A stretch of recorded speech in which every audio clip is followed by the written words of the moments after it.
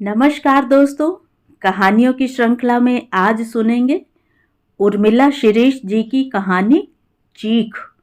लेकिन उससे पहले मेरा आपसे विनम्र अनुरोध है कि अगर मेरे द्वारा सुनाई हुई कहानियाँ आपको अच्छी लगती हैं तो मेरे चैनल को सब्सक्राइब ज़रूर करें, लाइक करें और अपने दोस्तों और परिचितों में शेयर भी करें।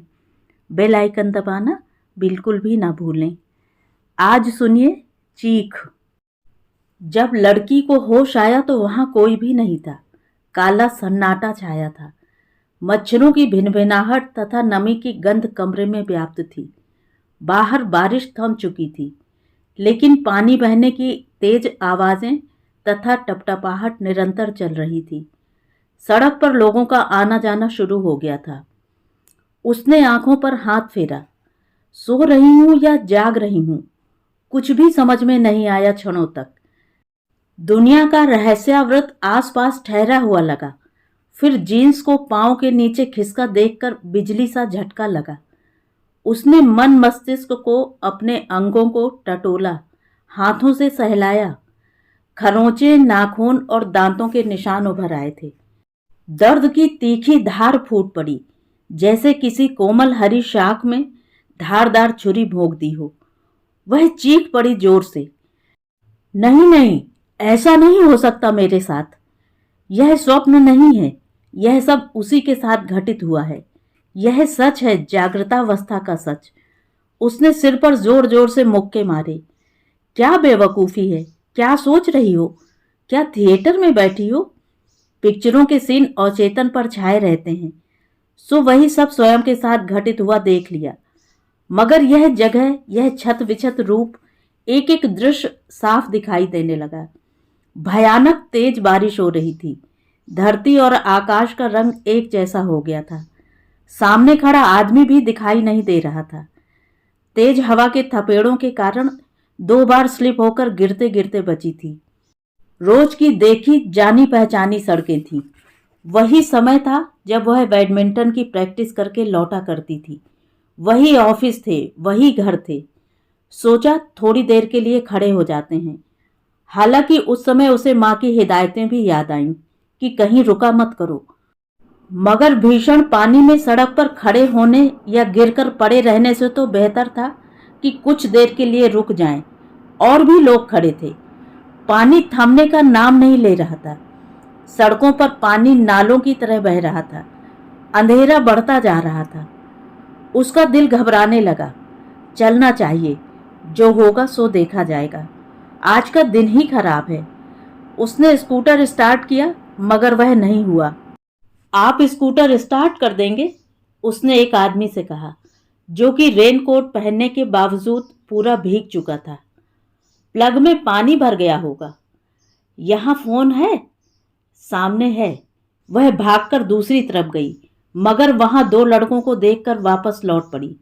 ना जाने क्यों उसे वहां जाना ठीक नहीं लगा। वे लड़के उसके पीछे पीछे आकर खड़े हो गए। अब वहां कुछ ही लोग थे। अचानक ही शटर गिरने की आवाज सुनाई दी। पहले तो उसे लगा कि जोर से बादल गरजे हैं, कहीं बिजली गिरी है। घुप अंधेरा हो गया था। शटर क्यों बंद की? खोलो। उसने दौड़कर शटर उठानी चाहिए, मगर मजबूत हाथों ने उसे अपनी तरफ खींच लिया, जोर से, निर्ममता के साथ। उसकी आवाज हाहा करती बारिश में विलीन हो गई। शब्द नाले में गिरते पानी में बह गए। अथक संघर्ष करने के बाद भी वह स्वयं की रक्षा न कर सकी थी। तूफान में उखड़े पेड़ की तरह जमीन पर पड़ी थी वह, निचोड़े गए फल के छिलके की तरह। उठने को हुई तो जांघों के नीचे लगा किसी ने गरम सलाखें दाग दी। बेसाख्ता चीख निकल पड़ी। उसे नहीं मालूम था कि यह चीख उसके जीवन को क्या से क्या बना देगी। क्या हुआ? वही चीख हवा के साथ लहराकर एक साइकिल सवार के कानों में पड़ी। थरथराती हुई, शटर की मोटी चादर को भेदती हुई चीख ने उस आदमी को रुकने पर मजबूर कर दिया। पलटकर आया वह। कहां से आई थी वो हृदय को भेदने वाली चीख? क्षणों तक उसने इधर उधर देखा। नजर शटर पर जाकर ठहर गई। ताला नहीं लगा है इसमें। इसी के अंदर तो नहीं है कोई? उसने शटर उठाई। मुझे घर पहुंचा दो। सामने बैठी लड़की गिड़गिड़ाकर बोल रही थी। उसे डर था कहीं यह आदमी भी उसे घसीटकर जमीन पर न डाल दे। आदमी चकित सा हैरान उसे देखे जा रहा था। इसी बीच देखो क्या हो गया कि उत्सुकता लिए और भी लोग आ गए थे। बारिश अब तक कुछ कम हो गई थी। फोन नंबर बताओ, कहाँ रहती हो? थोड़ी देर बाद ही पिता सामने खड़े थे। पिता को लगा कि एक्सीडेंट हो गया है, मगर यहां तो कुछ और ही दृश्य था। उनके पांव से जमीन धसकने लगी। एक शिलाखंड चकनाचूर पड़ी थी। लोगों की फुसफुसाहटें बढ़ती जा रही थी। वहशी थे साले। कौन थे? क्या किसी ने नहीं बचाया? अकेली लड़की को देखकर अब क्या होगा? बेचारी, जिंदगी बर्बाद हो गई इसकी तो। आजकल की लड़कियां भी तो सुनती नहीं हैं, कहीं भी चल देती हैं। कोई सोच कर चलता है कि ऐसा होगा। अरे ये तो अपने वर्मा साहब की लड़की है। हो गई इज्जत बर्बाद उनके खानदान की। पिता नजरें नहीं उठा पा रहे थे। होंठ मृतक के समान जकड़े हुए थे। उन्होंने कार का दरवाजा खोला और तेजी के साथ लड़की को लगभग खींचते हुए से बैठाकर इतनी तेजी के साथ कार चलाकर ले गए मानो इस जगह की धरती फटने वाली हो। मां तथा अन्य लोग गेट पर खड़े राह देख रहे थे। उन्होंने दरवाजे के पास गाड़ी अड़ा दी। वह लांघती घिसटती हुई सी चल रही थी मुश्किल से। कुछ कदम चलकर भीतर पहुंचा जा सकता था। क्या हुआ? कहां चोट लगी? किसने किया एक्सीडेंट? अस्पताल क्यों नहीं ले गए? पूछते लोगों को यकाएक ही आसमान को थर्रा देने वाली चीखें सुनाई पड़ने लगीं। अनियंत्रित पागलों सी आवाजें। लग रहा था कि नदी की वेगवती धारा हजारों फीट गहराई में जाकर गिर रही हो। वही घर्राता हुआ रुदन सबके हृदयों में उतरता जा रहा था। सबके चेहरों पर बिजली तड़क गई। बेचैन से वे सब खिड़की से झांकने लगे। लड़की की देह औंधी पड़ी थी। घायल चिड़िया की तरह तड़प रही थी वह। बहन उसको दबाकर बैठी थी। समझते देर न लगी। आखिर दुनिया की बदसूरत सच्चाई सामने से यातनादायी रूप में गुजरने लगी। आज किसी ने भी जाने की अनुमति नहीं मांगी। एक के बाद एक लोग चले गए। अफसोस और चिंता के शब्द जबान पर थे। आंखों में दया का भाव उमड़ आया था। बाहर अचानक घोर निस्तब्धता छा गई थी। बड़े गेट पर ताला लगा दिया गया। कमरे का दरवाजा बंद किया और फुल स्पीड पर पंखा खोल दिया। पंखे की ध्वनि पूरे कमरे में गूंज रही थी, घर्र घर्र, और दूसरा पंखा उनके अपने भीतर चल रहा था, साए साए सनन सनन, हृदय के चिथड़े करता हुआ। अब क्या होगा? उनका मन उद्भ्रांत था, मगर सामने सिर झुकाए पत्नी बैठी थी। पहाड़ सा बोझ उनके सिर पर रखा था। आंसुओं की धारा निःशब्द बह रही थी। क्या इतना चुप होकर रोया जा सकता है? पूरा शरीर लकवाग्रस्त हो गया हो ऐसा लग रहा था उनको देखकर। उन्होंने पांव थपथपाए ताकि वे हिलें, मगर कोई हरकत न हुई उनके शरीर में। कहीं कुछ हो तो नहीं गया? सोचकर कांप गए वे। बहन चाय बनाकर ले जा रही थी, फिर पानी, फिर कपड़े। घर में सभी गूंगों के समान बैठे थे। कौन बताए? क्या बताए? कौन थे?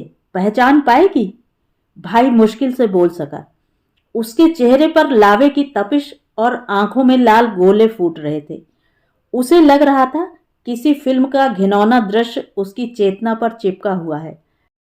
मगर बहन को सामने यूं पड़ा देखकर सच मन को मथे दे रहा था। अभी कोई बात मत करो, बहन ने भर्राए कंठ से कहा।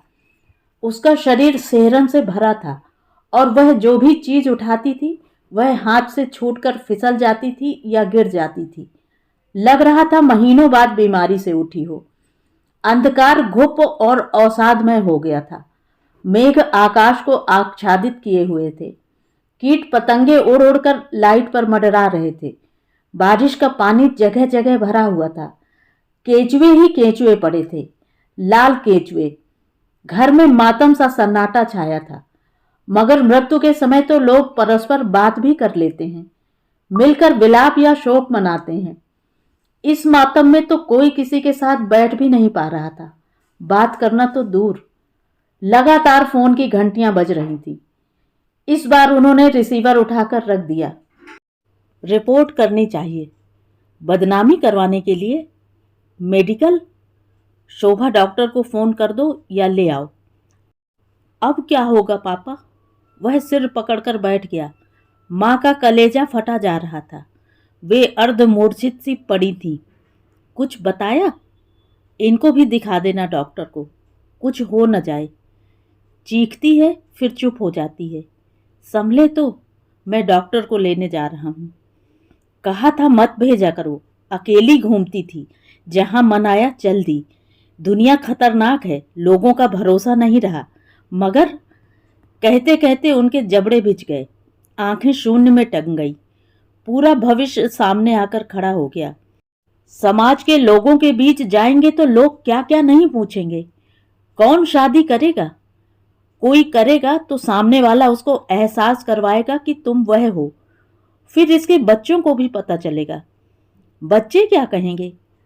शादी ना करें तो बाहर भेज देंगे, ऐसी जगह जहां कोई न जानता हो। मगर कैसे? पूरा परिवार ही कहीं चला जाए दूर, तब भी लोग कहेंगे कि वर्मा ने शहर इसलिए छोड़ा क्योंकि उनकी लड़की के साथ। उन्हें अपने सीने में कुछ उमड़ता घुमड़ता धसकता सा लगा। वे जोर जोर से सांस खींचने लगे, जोर जोर से मालिश करने लगे। मेरी बच्ची, तेरा जीवन। मन चित्कार कर उठा। बाहर गए खुली हवा में। अंधकार निविड़ था, सनसनाता हुआ। कितनी देर तक खड़े रहे। मन फड़फड़ाया, जाकर सांत्वना दें उसे, छाती से लगा लें। मगर उतनी ही तेजी के साथ पीछे पलट गए। धम्म से बैठ गए वहीं कुर्सी पर। खुली आंखों के सामने उन्होंने रात को बीतते हुए देखा। खबरें तो फैलनी ही थी, सो सुबह से ही पारिवारिक मित्रों का आना शुरू हो गया। मित्रों के चेहरों पर कशमकश के भाव थे। क्या पूछें क्या बताएं वाली मनः स्थिति थी। कुछ पता चला? रिपोर्ट करवा दी? जो होना था वो हो चुका। सवाल ये है कि बच्ची को कैसे संभाला जाए। बहुत बुरा असर पड़ सकता है। सामने दिख जाए तो सालों को गोली मार दें। जितनी दुनिया आगे बढ़ रही है उतनी ही जिंदगी असुरक्षित होती जा रही है। बहू बेटियों की इज्जत सुरक्षित न रहे तो क्या फायदा? उसकी तबीयत कैसी है? सदमे में है। डॉक्टर को दिखा दिया? रात में देखकर गई थी। कहाँ गई थी? खेल कर आ रही थी। कितने थे? एकाएक पूछे गए प्रश्न ने उनको भस्म कर दिया। जितनी बार प्रश्नों के तीर छूटते हैं उतनी ही बार वे भस्म होकर मृतप्राय हो जाते हैं। झुकी आंखें न उठा सके, भीतर चले गए। मित्र ने अंदर से आती कराहें सुनी तो भागकर गए। अपने कहे शब्दों की धार उन्हें महसूस हुई। आप इतने कमजोर पड़ जाएंगे तो बाकी का क्या होगा? वह मेरी भी तो बच्ची है। मैं समझ सकता हूं, सामना तो करना पड़ेगा आपको। उनके कंधों को थामकर समझाने लगे मित्र। क्या होगा उसका? कहाँ लेकर जाएं? उनकी आंखों से आंसू टपक रहे थे। पिता की मृत्यु पर भी आंखें सिर्फ नम न हुई थीं।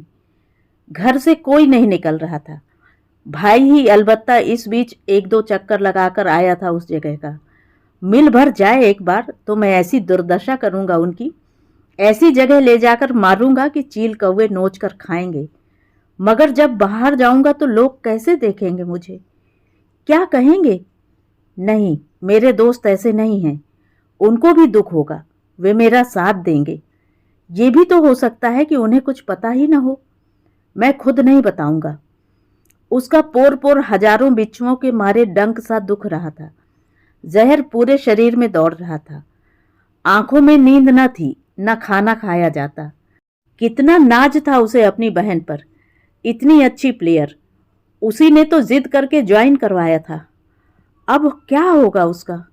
वह चुपके से उठकर गया और झांक कर देखा। वह करवट लिए लेटी थी। और वक्त होता तो पीछे से जाकर मुक्का मारता।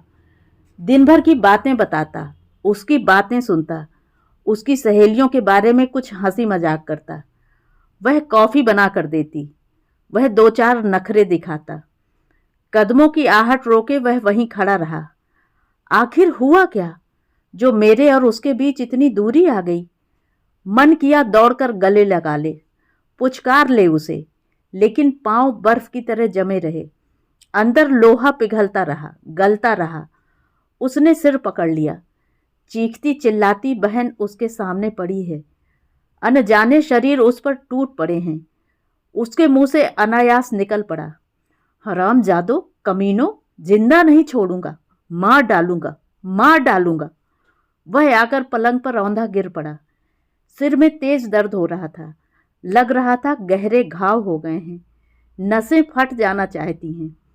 उसने पास पड़े दुपट्टे से सिर कसकर बांध लिया। कानों में डूबता चुभता कुछ सुनाई पड़ रहा था। तुम्हारा इसमें क्या दोष है? सारा घर, सभी लोग तुम्हारे साथ हैं। दुर्घटना थी, उनको तो सजा मिलेगी ही, मिलनी ही चाहिए। बहन समझा रही थी उसे। फिर उसने सुना, निस्तब्ध रात्रि के गहराते डूबते अंधकार में कुछ सिसकियां दीवारों से टकरा रही थीं। न चाहते हुए भी घनिष्ठ मित्रों तथा संबंधियों के दबाव में आकर पुलिस में एफआईआर दर्ज करवा दी थी। डॉक्टर शोभा ने रिपोर्ट दे दी थी। एसटीडी, पीसीओ तथा शटर वाली जगह को पुलिस ने सील कर दिया था, क्योंकि वहां बैठने वाला लड़का फरार हो गया था। इन सब प्रक्रियाओं से गुजरते हुए लड़की प्रतिक्रिया विहीन मांसपिंड की भांति जो जैसा कहता करती जाती, मगर उसके गहरे में उतरकर हर पल हर दृश्य बार बार जी उठता था। कई बार तो सब कुछ स्वप्नातीत लगता। कई दफे लगता जागेगी तो बहन को बताएगी, मगर फिर एहसास होता ये स्वप्न नहीं था। जागते सांस लेते संसार में उसकी चेतना को इस सत्य का साक्षात्कार हो ही जाता। उसका घर था, कमरा था, पोस्टर थे, चुप रहने वाली माँ थी, गूंगी बहरी सी। भाई था जो हर पल बेचैनी और दावानल में सुलगता पूरे घर में घूमता रहता था, चक्कर काटता हुआ। कहाँ जाता था, कहाँ से आता था, किसी को खबर नहीं लगती थी। उसकी आंखों में ऐसी आग धधकती हुई दिखाई देती थी कि वह सिहर जाती थी। खाना खाते वक्त वह गिलास या थाली पटक देता था या अपने कपड़ों को गोल गोल लपेटकर उछाल देता था। अनायास ही किसी कीड़े या चींटे को पांव से इतनी शक्ति के साथ रगड़ देता जैसे उसका नामो निशान मिटा देना चाहता हो। आत्मा पर निराश तथा संताप की परतें जमती जा रही थीं। कितना कुछ कहना चाहती है वह, मगर होंठ ही नहीं खुलते। बोलने को होती तो जीभ ऐंठने लगती, जैसे अंदर से किसी ने एक सिरा पकड़ लिया हो। वही आंखें हैं, मगर इन आंखों में उन्हीं भीभत्स दृश्यों की भीड़ लगी रहती है। जैसे ही बाहर की दुनिया का ख्याल आता है, अनेक चेहरे सामने आ जाते हैं। बैडमिंटन खेलने के लिए जाएगी तो सब पूछेंगे, क्या हुआ था? क्या बताएगी वह? अगर बताएगी तो फिर पूछेंगे कि कितने थे वे। वह आंखें बंद कर लेती, मगर फिर दूसरे चेहरे आ जाते। कॉलेज जाएगी तो वहां दोस्त पूछेंगे, क्या हुआ था?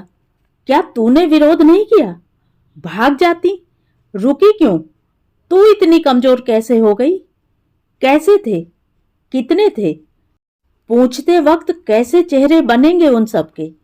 दया, सहानुभूति, उत्सुकता, फिर मजाक। फिर जहां से निकलेगी वहां के लोग उसे देखकर कहेंगे, यह वही लड़की है जिसके साथ। हे भगवान, क्या इसके अलावा कुछ नहीं रहेगा मेरा अस्तित्व? एकमात्र उसकी पहचान का केंद्र बिंदु यही घटना बन जाएगी?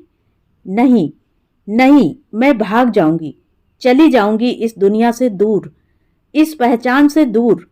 मगर मन, उसे कहां भगाओगी? वह तो साथ में ही रहेगा। वह उठकर खड़ी हो गई। पूरी देह झुनझुना रही थी। कानों पर हाथ रखकर भीतर की आवाजों को झटकने लगी वह। सारा कमरा घूमता हुआ लग रहा था। आसमान नीचे उतरता हुआ दिख रहा था और धरती पाताल में धसकती जा रही थी। अंधकार का सघन वात्या चक्र चारों ओर घूम रहा था। कोई पकड़ो मुझे, रोको, देखो मैं उड़ रही हूं, मैं जमीन में धंस रही हूं। वह मन ही मन चीख रही थी, मगर शब्द भंवर में फंसकर रह गए थे। थोड़ी देर बाद उसने देखा कि बहन उसे ग्लूकोज का पानी पिला रही है और सिर पर तेल मल रही है। टप टप टपकते आंसुओं ने उसके गालों को धो दिया था। 4 सप्ताह से बाहर का मुंह नहीं देखा था, सुबह की धूप नहीं देखी थी, दिन की चमक नहीं देखी थी, नहीं देखा था सांध्य बेला का उदास पतझड़ सा टुकड़ा। अकेली एक कमरे में बंद थी वो। कमरे से बाथरूम तक उसका आना जाना था। इतने दिनों से उसने किसी से भी बात नहीं की थी, यहां तक कि पापा तक को नहीं देखा था।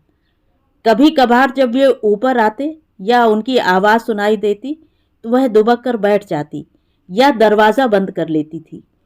उन क्षणों में अजीब सा भय तथा संताप उसको जकड़ लेता था। बाई ने भी उस कमरे में जाना बंद कर दिया था। टीवी तथा कैसेट प्लेयर पर धूल जम गई थी। घर में डुबडुबाता विषाद हिलोरें लेता रहता था। कॉलेज खुलने के ठीक 1 माह बाद बहन गई थी, उसकी तथा अपनी मार्कशीट लेने। कब रिजल्ट निकला, कब क्या हुआ, किसी को होश ही न था। घर पर सहेलियों के फोन आ रहे थे। दोनों एक ही कॉलेज में पढ़ती थीं, सो उसकी सहेलियां उसे भी जानती थीं। चारों तरफ से नजरें बचाती, स्वयं को छुपाती सी कॉलेज गई बहन। देखकर भी अनदेखा का भाव लिए बाहर निकल ही रही थी कि देखा, अनीशा दौड़कर उसके पास आ रही है। क्या एडमिशन नहीं कराना है तुझे? तुम लोग क्यों नहीं आ रही थी? बस यूं ही। तू बीमार थी क्या? एकदम काला चेहरा पड़ गया है तेरा तो। हाँ, तबीयत खराब थी। उसने टालने की कोशिश की। पापा बता रहे थे कि तेरी बहन के साथ। मेरा भी कॉलेज आना जाना बंद कर दिया है पापा ने। तुमने किसी को बताया तो नहीं? वह सक पकाकर बोली। नहीं, पर सबको पता है। मैं आऊंगी उससे मिलने। हम लोगों ने तो कितनी बार फोन किए थे। कैसा लगता होगा उसको, सोचकर रोंगटे खड़े हो जाते हैं मेरे तो। उसे करंट लग गया हो, इस तरह खड़ी रह गई निष्प्राण, चेतना शून्य। तो सबको पता है, सबको, पूरी क्लास को, पूरे कॉलेज को, पूरे शहर को। उसके हाथ पांव कांपने लगे। क्यों मिलना चाहती हो? नहीं, वह किसी से नहीं मिलेगी। वह यहां नहीं है, कहकर वह तेजी के साथ बाहर निकल आई। पीछे से आती आवाजें उसको चुंबक की तरह खींच रही थीं। उसको लगा पूरा कॉलेज उंगली उठाकर बता रहा है कि देखो, यह वही है जिसकी बहन के साथ। उसने गाड़ी का गेट बंद किया। गाड़ी के गेट की दीवार पर सिर टिकाकर बैठ गई। सांसें तेज तेज चल रही थीं। पेड़ की शाखों के पीछे गाड़ी खड़ी थी। बाहर से कुछ भी दिखाई नहीं दे रहा था। सड़क पर गाड़ियों के आवागमन के कारण इतना तेज शोर हो रहा था कि उसकी सिसकियां किसी को सुनाई नहीं दे सकती थी। क्या होगा उसका? कैसे आ सकेगी वह? देह की सारी चमड़ी छील दो, यहां तक कि मर भी जाओ, तब भी यह बात, यह रेखा खींची रहेगी। यहां से दूर चली जाए, मगर वहां कौन संभालेगा उसे, उसके दर्द भरे कलंकित जीवन को? उसके आंसू नहीं थम रहे थे। घृणा का बवंडर उसकी नसों में दौड़ रहा था। मैं खून कर दूंगी उसका, मार डालूंगी। मेरी बहन का जीवन नष्ट करने वालों, तुम नरक में जाओगे, सड़ सड़ कर मरोगे। ईश्वर तुम्हें माफ नहीं करेगा। अथाह यातना और जलालत से भरे जीवन का दर्द कौन अनुभव कर सकता है? उसे लगा जैसे कोई शरीर से खाल उतार रहा हो। मम्मी, उसे बाहर भेज दो, हॉस्टल या चाचा के पास। यहां तो मुश्किल है उसका रहना।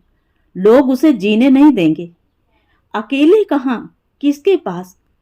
मां की आवाज गहरे कुएं से आती लगी। आजकल वे भी कभी कभार ही बोलती हैं। हॉस्टल में, यहां तो सभी को पता चल चुका है। मां ने भावविहीन आंखों से कमरे की तरफ देखा, फिर रुंधे गले से बोली, आवेश में आकर कुछ कर बैठी तो? देखा नहीं था उस दिन? कभी न कभी तो निकलना ही पड़ेगा। पूरी जिंदगी का सवाल है। पूरी जिंदगी? सचमुच उसकी जिंदगी सिवा सवालों के कुछ रह ही नहीं गई थी। वह बहन के पास गई। हृदय उमड़ पड़ा। वही प्यार था, चिंता थी। अपने आंसुओं को छुपाकर गोद में लिटा लिया उसे बच्चे की तरह। तुम्हारा रिजल्ट 70% रहा है। फॉर्म ले आए हैं, लेट फीस के साथ जमा कर देंगे। वह मुस्कुराने की चेष्टा करते हुए बोली। उसे लगता, क्यों नहीं पहले की तरह सब कुछ सामान्य हो जाता है। वही शोर शराबा, चीखना चिल्लाना, हंसना लड़ना, देर रात तक पिक्चर देखना, डांस करना, गीत सुनना। क्यों नहीं यह खामोशी टूटती है? क्यों नहीं सब एक साथ बैठकर बात करते? क्यों नहीं डाइनिंग टेबल पर खाना खाते? क्यों नहीं भुला देते हैं सब कुछ? मगर कैसे? जंगल में लगी आग का ओर छोर हो तब ना। कोई छाया है जो उन सब के बीच में पसरी है। लड़की ने मार्कशीट की तरफ देखा तक नहीं, बहन का चेहरा और आंखें देखती रही। सबको पता है ना? वह पूछ रही थी। आंखों से। बहन ने मुंह फेर लिया। दोनों बहनों के भीतर समुंदर हिलोरें ले रहा था। वे छायाकृतियां तांडव कर रही थीं। धप धप उन्होंने एक दूसरे का हाथ कसकर पकड़ लिया। तुम्हें हिम्मत से सबका सामना करना होगा, दर्द की आखिरी सीमा तक, अपमान, घृणा, उपेक्षा और तानाकशी की आखिरी हद तक। बहन उसे समझा रही थी। दीदी, शब्द तो तुम्हारे हैं, लेकिन दर्द और वो हादसा तो सिर्फ मेरा है। कहने मात्र से खत्म हो जाएगा, और ज्यादा गहराता जाएगा, फैलता जाएगा, भीतर बाहर सब जगह। काश ऐसा होता कि मस्तिष्क की कोई नस काटकर फेंक दी जाती, ताकि हम बेजान हो जाते। सामना करने भर से यह दर्द धुल जाता तो मैं पहाड़ की चोटी पर एक पांव से खड़ी हो जाती, आंधी तूफान का सामना कर लेती। वह कहना चाहती है मगर नहीं कह पा रही। शब्द पत्थरों की तरह कंठ के भीतर फंस गए हैं। पिता जब भी इधर आते हैं, झांक कर चले जाते हैं। उनका चेहरा सूखे वृक्ष की तरह सिकुड़ गया है। रेखाएं कितनी गहरी और चौड़ी हो गई हैं। ना उनके मुंह से उसका नाम निकलता है, ना वो सामने जाकर खड़ी हो पाती है। उसे समझ में नहीं आता कि वह क्या करे। मेरा क्या दोष है इसमें?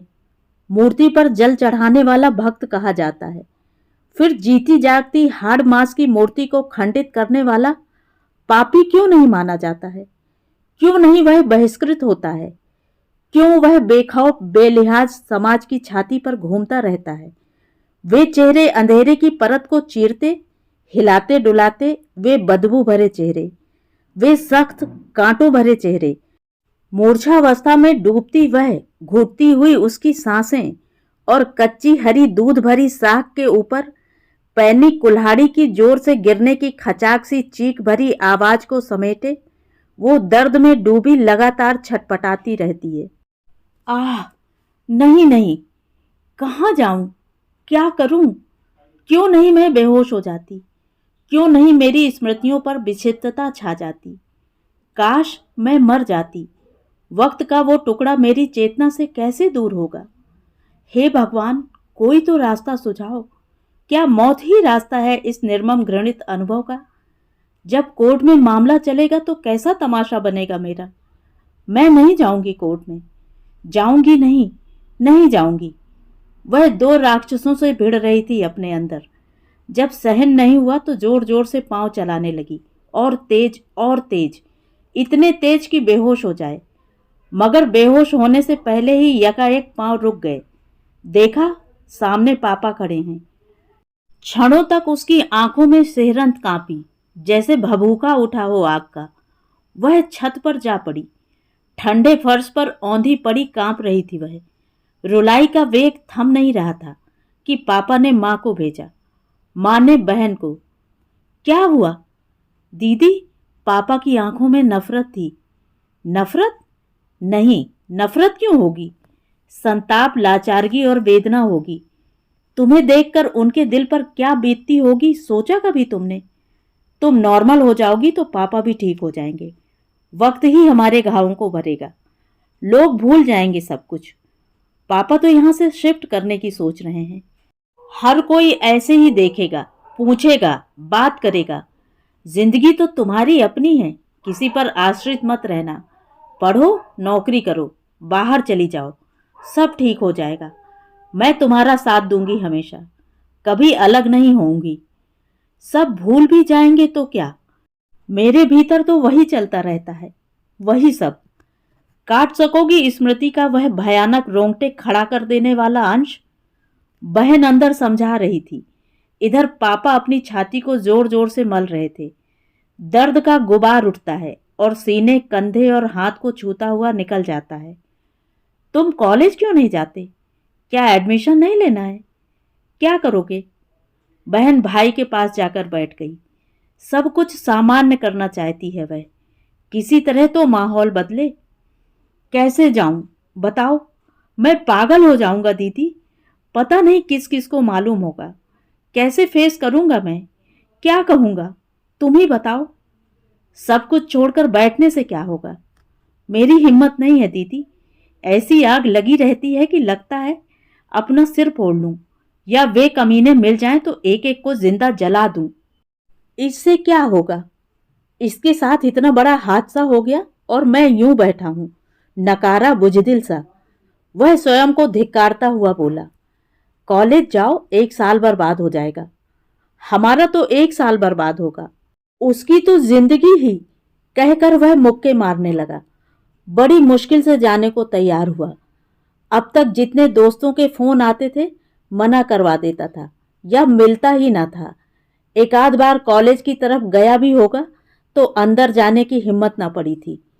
स्कूटर खड़ा करके ऑफिस की तरफ जा ही रहा था कि दोस्त मिल गया। कहाँ गया था तू? कब से नहीं मिले हम? एडमिशन भी लेगा या नहीं? प्रैक्टिकल शुरू हो गए हैं। बाहर गया था काम से, उसने बुझे स्वर में कहा। घर में कोई प्रॉब्लम है? खास नहीं। क्या किसी ने कुछ बताया? उसने आशंकित होकर पूछा। कोई बता रहा था कि जाने भी दे। बता, तू कॉलेज कब से आ रहा है? क्या बता रहा था? तेरा रिजल्ट क्या रहा? तू बोल रहा था कि। वह आवेश में कांपने लगा। पुलिस में रिपोर्ट तो की है। सालों का कुछ पता चला? फाड़ कर रख देंगे। मैंने कितनी बार फोन किया था कि जाकर पता करूं, मिलकर ढूंढें, मगर कोई बात नहीं करवाता था। कुछ पता चला कि वे कौन थे? वह जानता था कॉलेज जाने पर यही सब होगा। इन्हीं सवालों की पैनी धार पर चलना होगा। कुछ मत कहो। उसकी आंखों में निरीहता का भाव उतर आया। होंगे तो आस पास के ही, मिले तो एक बार। हम लोग इतने परेशान थे, बहुत टेंशन हो गया था यार। हम कोई नामर्द थोड़े ही हैं। क्या करूं कुछ नहीं सूझता। अरे तुझे क्या हो गया? क्या बीमार था? इतना दुबला हो गया तू तो मैं पहचान नहीं पाया। घर में सब कैसे हैं? बहन तो ठीक है ना? दूसरे मित्र ने तपाक से पूछा। प्रश्नों पर प्रश्न करते हुए उसके मित्रों ने घेर लिया। अच्छा ये बता, वो अकेला था या? दोस्त ने शब्दों को चबाते हुए पूछा। चुप रहो तुम सब, भगवान के वास्ते चुप रहो। वह इतनी जोर से चिल्लाया कि आसपास के लोग चौंक कर देखने लगे। सॉरी यार, माफ कर दे। तेरी बहन क्या मेरी बहन नहीं है? मैं समझ सकता हूं तेरे दिल पर क्या गुजर रही होगी, मगर हम भी कैसे भाई हैं? हमारी बहन के साथ इतना बड़ा हादसा हो गया और हम मुंह छिपाकर बैठे हैं। दोस्त ने उसके कांपते हाथों को पकड़कर सहानुभूति के साथ कहा, मगर वह वहां रुक न सका। उसने स्कूटर स्टार्ट किया और हवा में उड़ता गिरता हुआ घर आ पहुंचा। दनादन सीढ़ियां चढ़ता हुआ ऊपर आया और जोर से दरवाजा खोला। सामने लेटी बहन का हाथ पकड़कर लगभग घसीटते हुए बोला, चलो बताओ, पहचानो कौन थे वे कमीने। मैं मुंह नहीं दिखा पा रहा हूं। चुल्लू भर पानी में डूबकर मर जाना चाहिए मुझे। लोग सहानुभूति दिखा रहे हैं और मैं खामोश बैठा हूं। एक बार बता दो, मैं नोच कर फेंक दूंगा उन्हें, मार डालूंगा हरामजादों को। नहीं भैया नहीं, प्लीज हमें मत ले जाओ। पागल हो गया है क्या? कहाँ ले जा रहा है?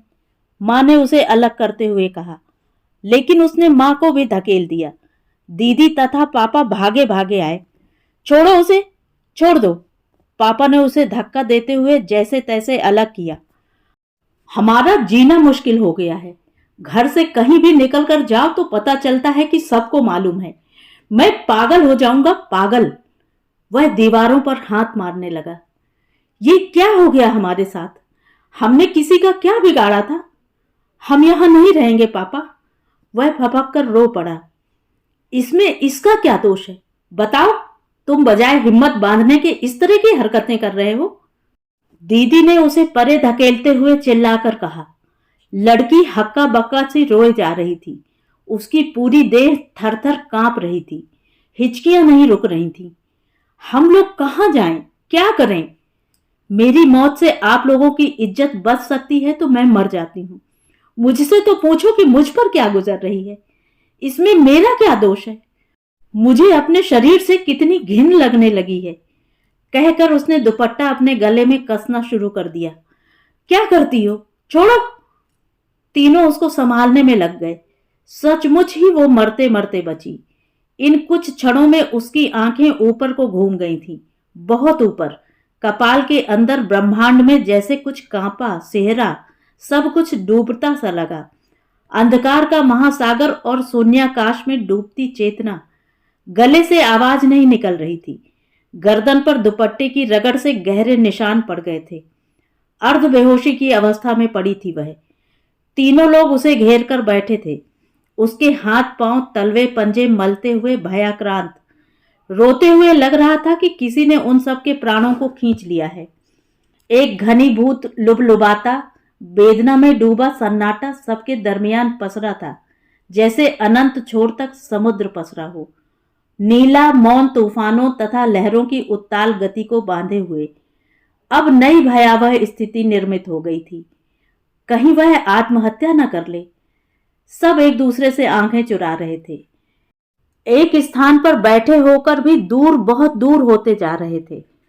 उनके आसपास इतनी मजबूत दीवार तन गई थी कि वे सब मुक्त होने के लिए छटपटा उठे थे। लेकिन कोई था जो अट्टहास करता हुआ हृदय को फाड़ने लगता था। लड़की ने आंखें खोलकर देखा। सघन मौन, विषाद, चिंता तथा वेदना में डूबे चेहरे। भाई कुर्सी में धंसा बैठा था। अगर मैं पहचान भी लूं उन सबको और भैया ने आवेश में आकर कुछ कर डाला तो, उनको मारा पीटा तो वे भी तो भैया को मार सकते हैं, उसके शरीर को नुकसान पहुंचा सकते हैं। लड़की का दिल इस नए भय से सिहरने लगा। उसे अपने से ज्यादा भाई की चिंता सताने लगी थी। अब पहचान लोगी ना? भाई फिर सामने था, एकदम इतने पास कि वह आंख नहीं उठा पा रही थी। उसको ठीक से दिखाई भी नहीं दे रहा था, क्योंकि अब भी चक्कर आ रहे थे। हाँ, उसने सिर हिलाया। कैसे थे वे? आदमी या लड़के? पहले कभी देखा था? याद करो। नहीं, वह हिम्मत जुटाकर बोली।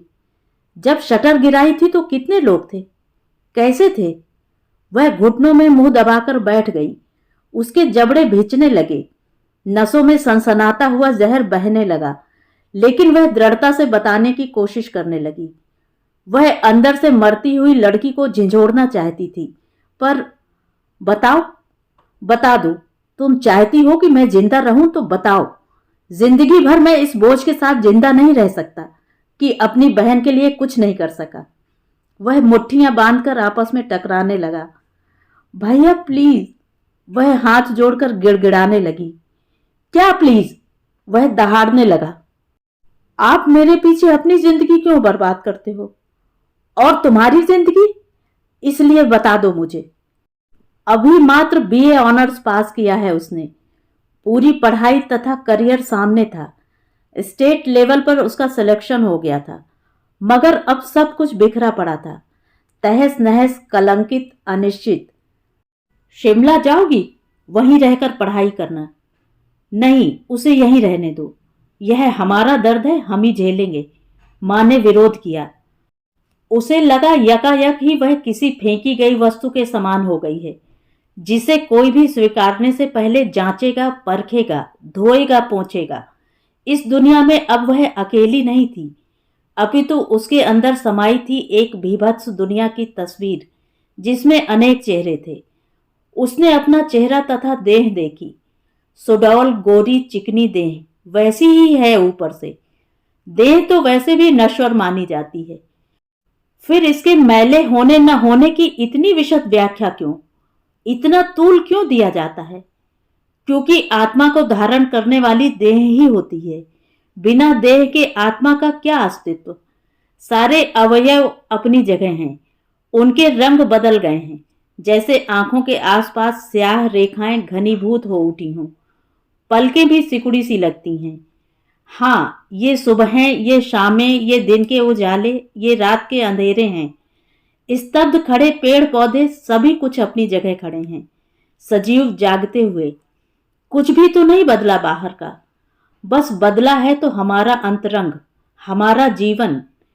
मैं, हाँ मैं, नहीं तो वह इतनी सी बात नहीं है। वरना पापा ऐसे क्यों हो गए हैं, अचानक बूढ़े और पस्त, दुखी, एकाकी। भाई ऐसा क्यों हो गया है, दुबला, बेचैन, छटपटाता हुआ, सुलगता हुआ। मम्मी क्यों चुप हो गई हैं, दीदी क्यों नहीं हंसती, क्यों नहीं कॉलेज जाती हैं, उनकी शादी कैसे होगी। लोग, परिचित, रिश्तेदार, कितना बड़ा परिवेश है, और उन सब के बीच वह है घायल। उसका सिर घूमने लगा। अंदर मशीन चल रही थी, सब कुछ काटती हुई। घर घर आता हुआ उसका पहिया छाती को दबाकर घूमता है। पापा बता रहे थे कि एसटीडी पीसीओ वाला लड़का पकड़ा गया है। उनमें से एक को पहचान लिया है, मगर बाकी का पता नहीं चल पाया है। खबर सुनकर फड़फड़ाने लगी वह। विक्षोभ और वितृष्णा से उसका हृदय फटने लगा था। अग्निकुंड में पड़ी लकड़ियां चिटकने लगी थी, पानी में आग लगी थी, वह जल रही थी। रात दिन अहर्निश कलप रही थी वह। आने वाले दिनों के बारे में सोच सोचकर तड़प उठती थी वह। सभी का दबाव बढ़ता जा रहा था कि अदालत में उसे कितनी निडरता, निर्भीकता तथा हिम्मत से बोलना होगा।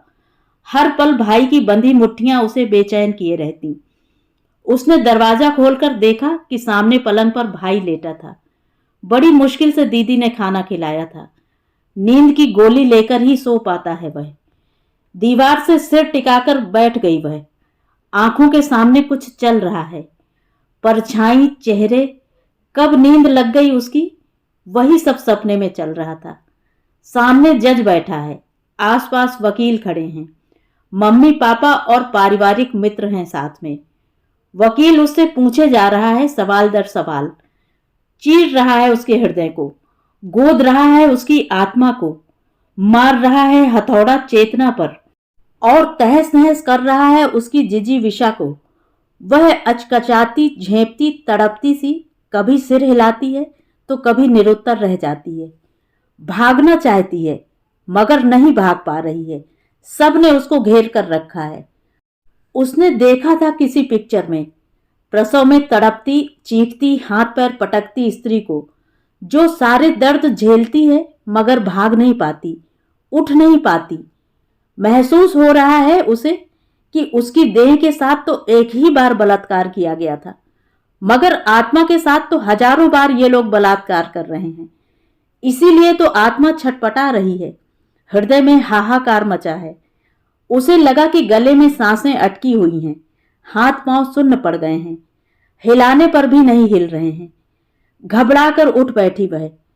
हांफती हुई स्वयं को छूकर देखा। लाइट बंद थी, मगर सभी लोग अर्धनिद्रा में थे। उसे कुछ भी नहीं समझ में आ रहा था, सिवाय डरावनी परछाइयों के कुछ नहीं देख पा रही थी। लग रहा था कि बेहोश हो रही है। अस्पष्ट शब्द, घुटती हुई आवाजें मुंह से निकल रही थी। वह बड़बड़ा रही थी, रो रही थी, हाथ पांव हिला रही थी, पटक रही थी। क्या हुआ, क्या हो गया? माँ, पापा और बहनें उसे झकझोर रहे थे, पानी के छींटे मारकर जगा रहे थे। क्या हो गया इसको, क्या होगा? कहकर माँ रोने लगी। तुरंत डॉक्टर को फोन किया। आधी रात को ही सीधे नर्सिंग होम ले गए। जांच के बाद डॉक्टर ने बताया कि वह गर्भवती है। अनचाहा अनजाना बीज उसके गर्भ में है। बिना देर किए उसी समय उसकी डीएनसी करवाई जा रही थी। वह आधी सोई आधी जागी हुई सी थी।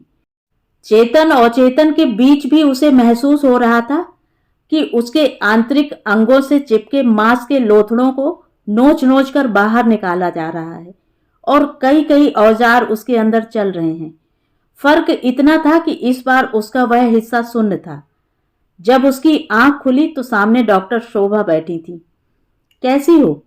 पास आकर उन्होंने माथा सहलाकर पूछा। ठीक हूं आंटी, मुझे क्या हो गया था? जानकर क्या करोगी, लेकिन अब तुम्हें स्वयं को संभालना चाहिए। बहुत हो गया। मुझे देखो, मैं क्या करती हूं। कई बार ऐसे केस आते हैं जिनमें जिंदगी या मौत, या मां और बच्चों में से किसी एक को चुनना होता है, बचाना होता है। लेकिन आखिरी क्षण तक कोशिश करते हैं। तो महत्वपूर्ण क्या है? जिंदगी। सारी जद्दोजहद जिंदगी के लिए होती है ना। तुम्हारी जिंदगी की कीमत तुम्हारे लिए कितनी है, यह तुम्हें सोचना होगा। पहले तुम स्वयं के बारे में सोचो कि तुम्हें देह को लेकर तड़पते रहना है या आत्मा की आवाज पर चलना है।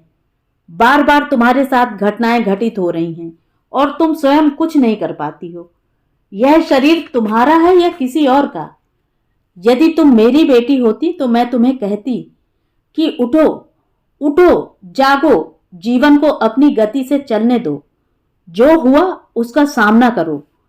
कोई तुम्हें एक्सेप्ट नहीं करता, मत करने दो, तुम खुद को एक्सेप्ट करो। कहकर उन्होंने रात वाली सारी स्थिति बता दी। वे उससे कोई भी बात छुपाना नहीं चाहती थी। सारी सच्चाई तुम्हारे सामने है, तुम्हारे साथ है। सुनकर वह चौंकी नहीं, आश्चर्य या दुख भी नहीं हुआ। चुपचाप उनका चेहरा देखती रही। ताज्जुब कि दोनों बार घटित घटनाओं में सिर्फ उसकी देह थी, अवयव थे, मन नहीं, आत्मा नहीं। आंटी, मैं पराजित नहीं होना चाहती। मेरा स्वभाव ऐसा नहीं है। मैं आत्मग्लानि में घुल घुल कर जीना भी नहीं चाहती। मैं उबरना चाहती हूं इन सारी परिस्थितियों से, उस डर से जो चारों तरफ बुना जा चुका है। परिवार वालों को भी समझाना होगा। आज पहली बार वो खुलकर बात कर रही थी। घटनाओं के गहरे तल से अब वह ऊपर आने को छटपटा रही थी।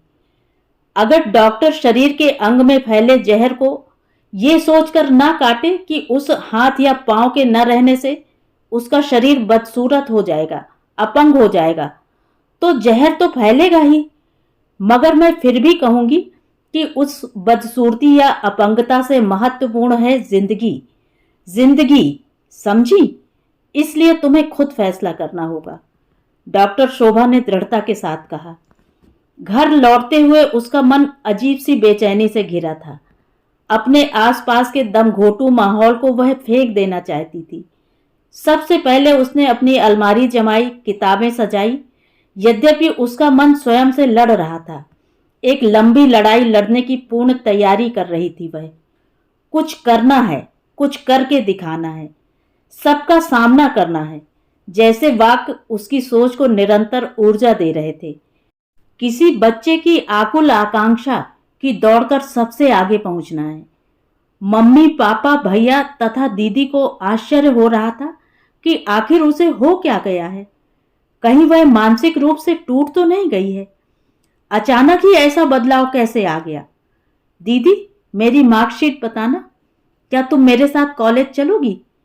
मार्कशीट देखकर वह मुस्कुरा दी। उसने मार्कशीट को यूं स्पर्श किया जैसे किसी बेशकीमती वस्तु को छू रही हो। उस घटना के बाद आज उसने सबके बीच बैठकर बात की थी। दूसरे दिन वह ट्रैकिंग सूट पहनकर खड़ी थी, शरीर से कमजोर मगर मन से स्वस्थ।